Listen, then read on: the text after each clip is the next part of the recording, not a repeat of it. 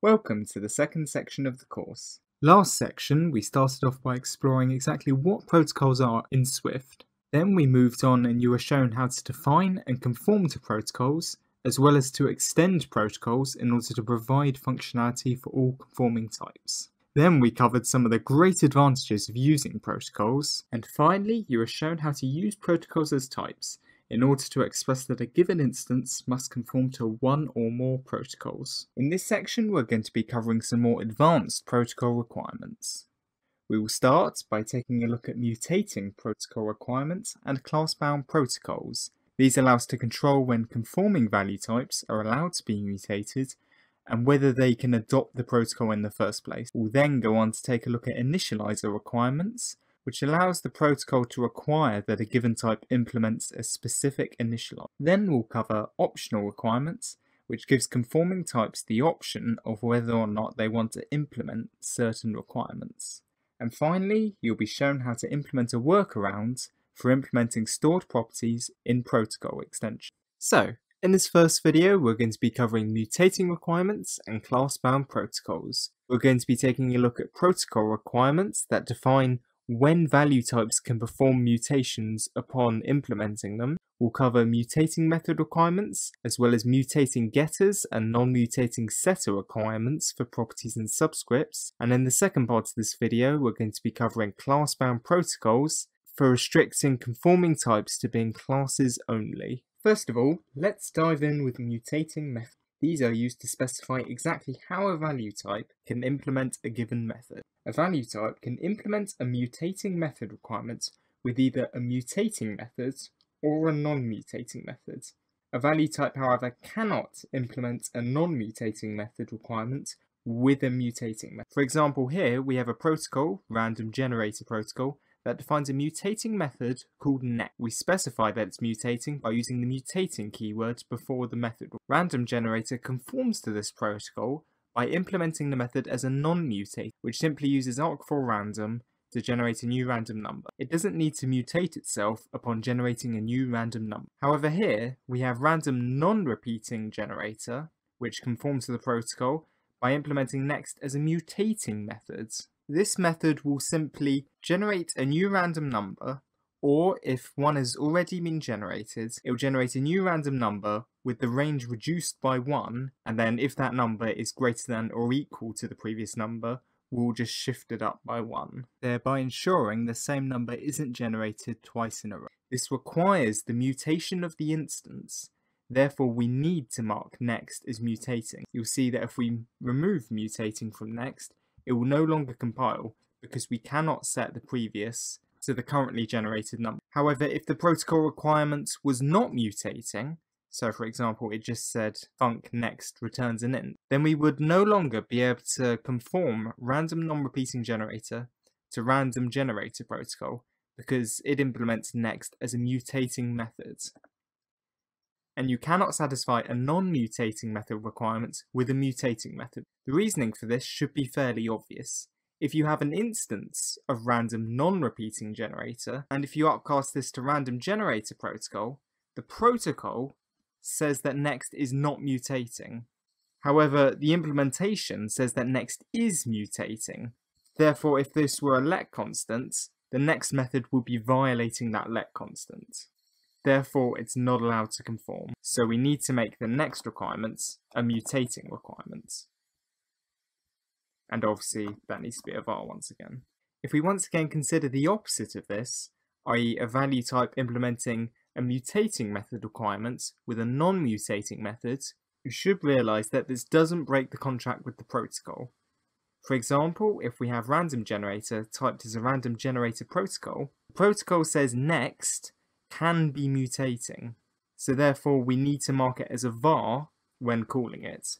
However, the implementation doesn't violate this contract because it just doesn't perform a mutation, therefore it's perfectly safe.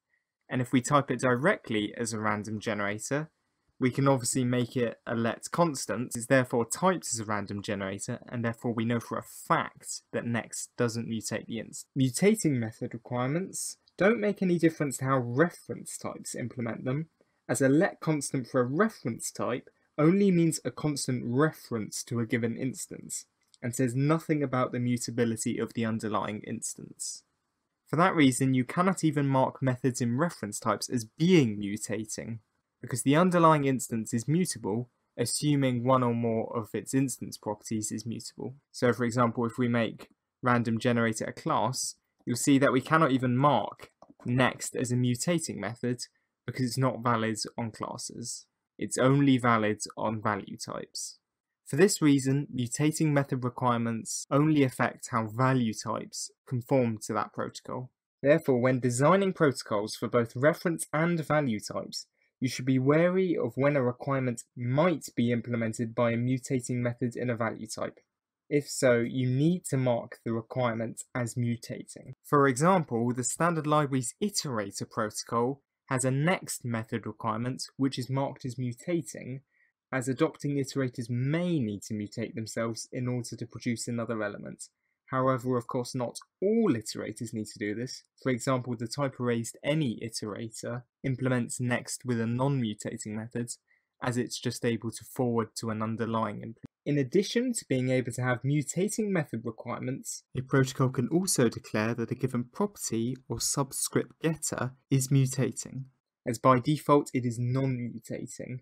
By declaring it as mutating, you're saying that it can be implemented in a value type with a mutating getter, or of course a non-mutating getter, as was shown previously with mutating method requirements. You are also able to declare a property or subscript setter as being non-mutating. So for example here, we're saying that the property requirement has unique buffer, has a mutating getter and a non-mutating setter.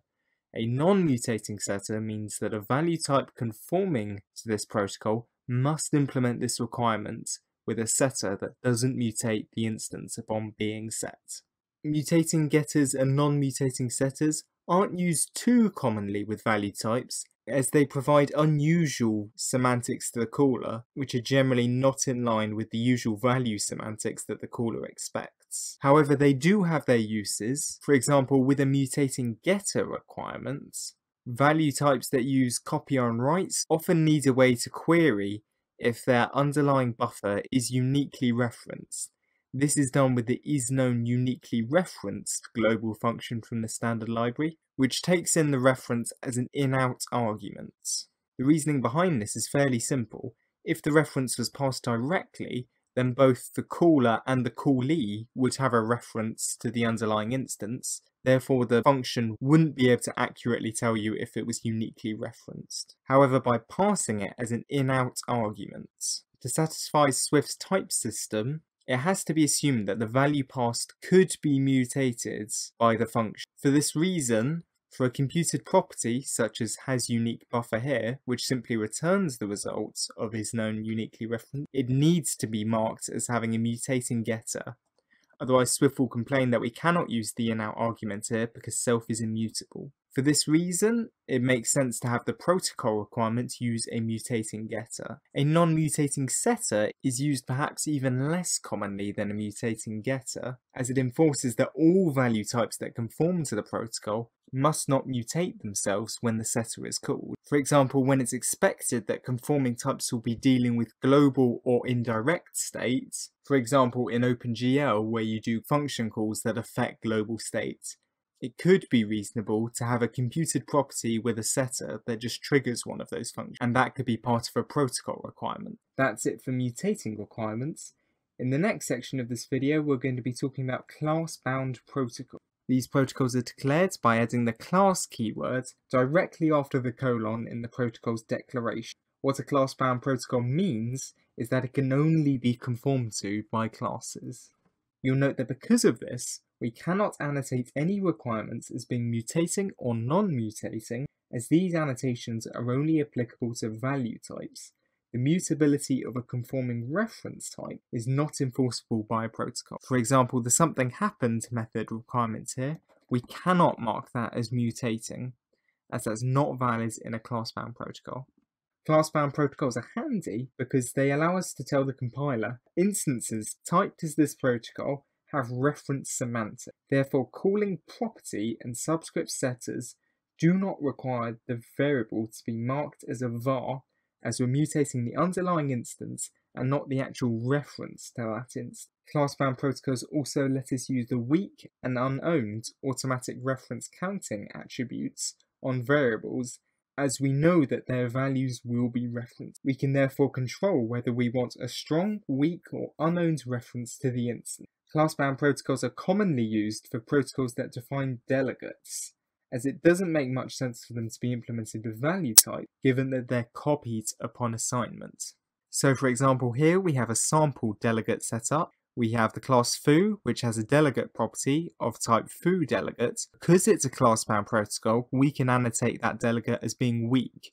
You'll note that if we remove the class-bound restriction, we are no longer able to make that delegate weak, because foo delegate could represent both a value or a reference type, and we cannot apply the weak attribute to a value type such as a structure or enumeration, because that doesn't make sense. They are not references. And you can see in this setup, we have a property requirements value, which must have both a getter and a setter. We can then have an array of protocol typed instances. We're mixing together C and C1 instances, and you can see that we can then iterate through the array and increment the values. This is only possible because P is a class-bound protocol, and therefore the compiler knows it has reference semantics. Therefore, we can mutate the underlying instances directly. If P wasn't a class-bound protocol, we wouldn't be able to mutate value directly, because as far as the compiler is concerned, both reference and value types can now conform to this protocol. Therefore, because element is a let constant here, we cannot directly mutate value, because element might be a value type. We could make element a variable in this case. However, it's worth noting that doing this will have no effects on any value types that conform to P, because element here will be a copy. Therefore, mutating the value will only mutate that copy of the value type. It will, however, still work for references. However, due to the fact that it will only work for references, it makes sense to use a class-bound protocol here.